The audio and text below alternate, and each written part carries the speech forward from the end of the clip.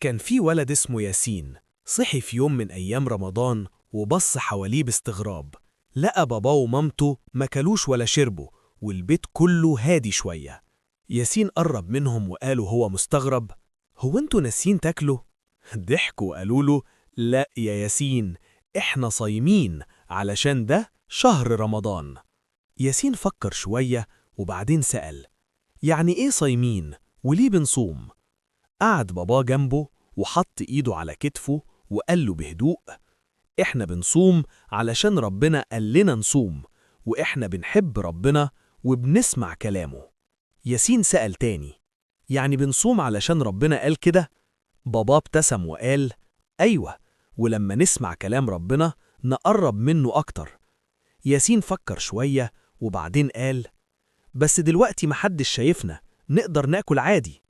بابا قال له بهدوء: بس ربنا دايما شايف، والصيام يعلمنا نقول لأ، أنا مستني علشان ربنا. الكلام ده دخل قلب ياسين وحس إن قلبه بقى أقوى شوية.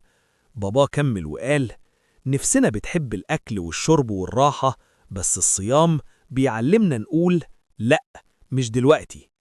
ياسين قال وهو متحمس: يعني أنا اللي أتحكم؟ بابا ضحك وقال: أيوة، أنت اللي تمشي نفسك، مش هي اللي تمشيك. ياسين سأل: طب وأنا صايم لازم أكون هادي؟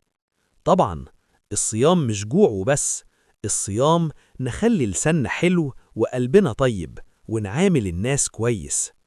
ياسين بص حواليه وشاف كل اللي في البيت صايمين ومبسوطين، فقال بحماس: أنا عايز أحاول أصوم.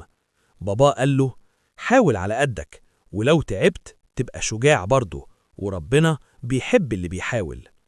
ياسين لعب وضحك، وبعد شوية حس بالجوع.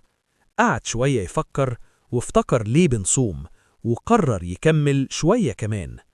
ولما أذن المغرب كان ياسين مبسوط، مش بس علشان الأكل، لكن علشان حاول وفهم. بعد الإفطار قرب من باباه وقال وهو فرحان: أنا مبسوط قوي علشان عرفت إحنا بنصوم ليه.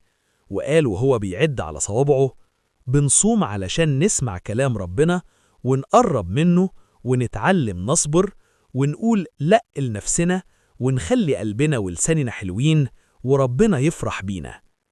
ومن اليوم ده ياسين بقى يستنى رمضان مش بخوف، لكن بحب وفرحة.